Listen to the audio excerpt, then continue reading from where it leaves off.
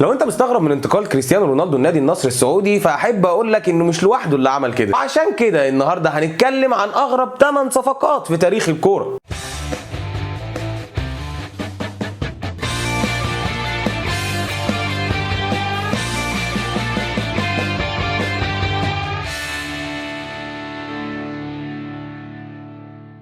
روبينيو اللاعب البرازيلي المهاري جدا واللي لعب لريال مدريد والاي سي ميلان كان عنده تحدي جديد، وده بعد ما اقتنع بعرض جوانزو الصيني وحقهم اللي عايزين ياخدوه من نادي كاشيوا رايولا، وده بعد ما طلعوهم من ربع نهائي دوري ابطال اسيا قبلها بموسم. وبعدين اللي جاب مارسيلو ليبي مش هيجيب نلعب يا عم. الكسندر باتو بعد ما راح اعاره لتشيلسي 6 شهور، وبعد ما تعرض للظلم على حد وصفه من المدرب هيدينج، وبعد ما لعب مع ماتش واحد جاب جون واحد وعمل اداء كويس، بس تقريبا المدرب ما عجبوش شكله، فقرر باتو في اللحظه دي انه يروح للنادي العريق تيانجين كوانجين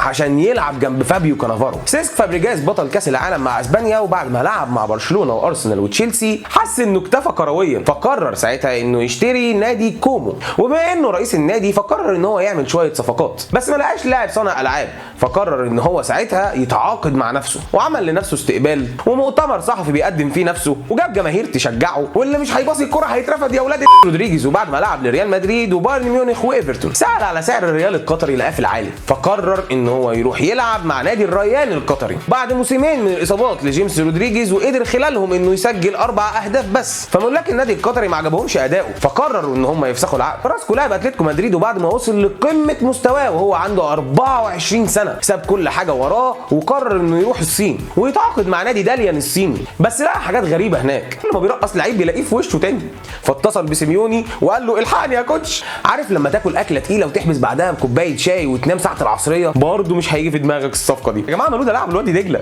طب ليه مش الاهلي؟ ليه مش الزمالك؟ يا عم الدنيا قفلت معاك خالص، ما تروح الاسماعيلي.